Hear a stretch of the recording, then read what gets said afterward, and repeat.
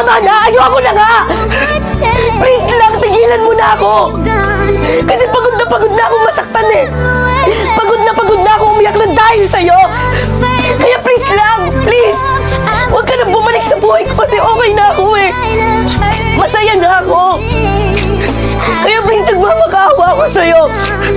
Huwag mo na ulit guluhin yung buhay kong paulit-ulit mo nang sinira!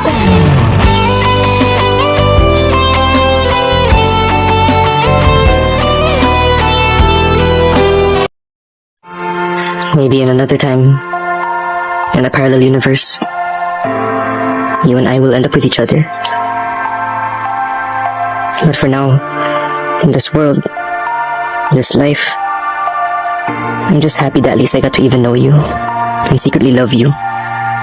And even if you never talk to me again, I will still love you in ways I have never loved.